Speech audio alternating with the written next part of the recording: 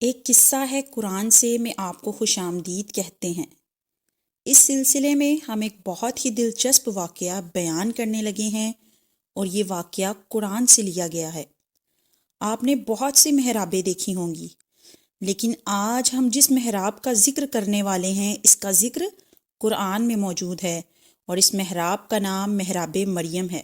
اور آپ کو بتائیں گے کہ محراب مریم کہاں ہے۔ محراب مریم میں حضرت زکریا علیہ السلام نے ایسی کون سی کرامات دیکھی کہ وہ حیران ہو گئے۔ محراب مریم میں حضرت زکریا علیہ السلام کی کون سی دعا قبول ہوئی تھی۔ میں ہوں صبا عدنان اور آپ دیکھ رہے ہیں صبا عدی آفیشیل۔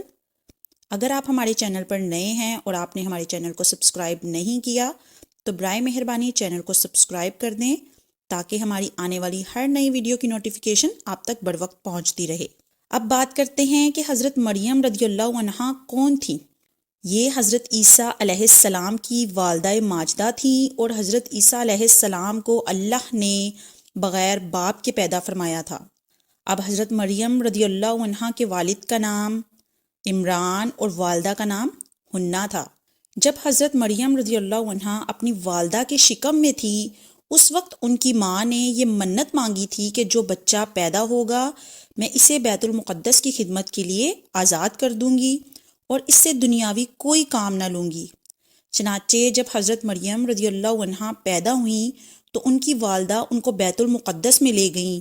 اس وقت بیت المقدس کے عالموں کے امام حضرت زکریا علیہ السلام تھے، جو حضرت مریم رضی اللہ عنہا کے خالو تھے۔ حضرت زکریا علیہ السلام نے حضرت مریم رضی اللہ عنہا کو اپنی کفالت میں لے لیا، اور بیت المقدس کی بالائی منزلوں میں تمام منزلوں سے الگ ایک محراب بنایا، اور حضرت مریم رضی اللہ عنہا کو اس محراب میں ٹھہرایا، اور حضرت مریم رضی اللہ عنہا اس محراب میں اللہ کی عبادت میں مصروف رہنے لگیں، اور حضرت زکریا علیہ السلام اس محراب میں حضرت مریم رضی اللہ عنہا کی خبر گیری کے لیے آیا کرتے تھے۔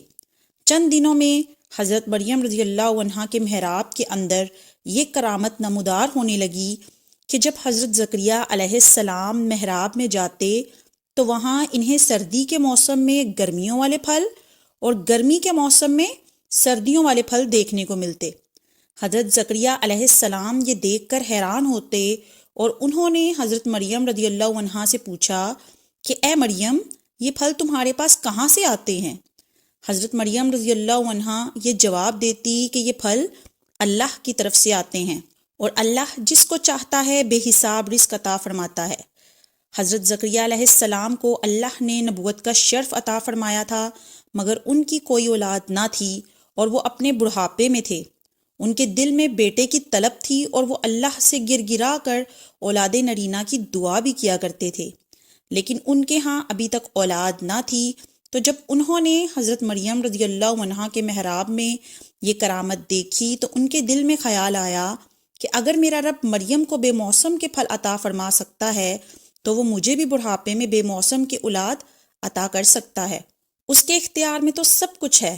چنانچہ آپ نے محراب مریم میں دعا مانگی، اور آپ کی دعا قبول ہو گئی، اور اللہ نے آپ کو بڑھاپے میں بیٹے سے نوازا، جس کا نام خداوند کریم نے خود یحییٰ رکھا، اور اللہ نے ان کو بھی نبوت کے شرف سے نوازا۔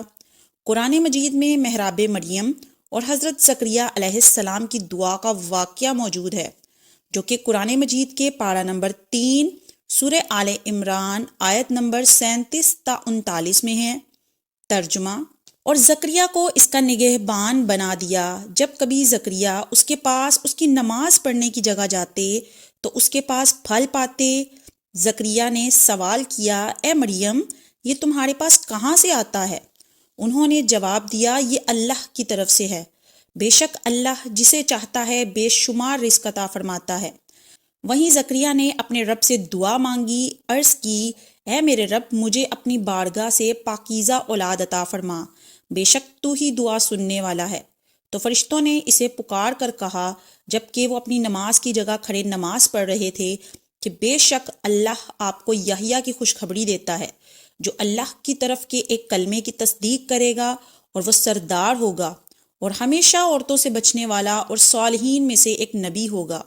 محترم ناظرین، آپ نے یہ جو واقعہ سنا، اس سے ہمیں کیا سیکھنے کو ملتا ہے؟ بے شک ہر واقعے سے کوئی سبق تو ضرور ملتا ہے، آئیے جانتے ہیں۔ اس واقعے سے ہمیں معلوم ہوا کہ حضرت مریم رضی اللہ عنہا صاحب کرامت اور مرتبہ ولایت پر فائز ہیں، کیونکہ اللہ کی طرف سے ان کے محراب میں پھل آتے تھے، اور وہ بھی گرمی کے پھل سردی میں اور سردی کے پھل گرمی میں۔ یہ ان کی واضح کرامت ہے اور جو ان کی ولایت کی زبردست دلیل ہے۔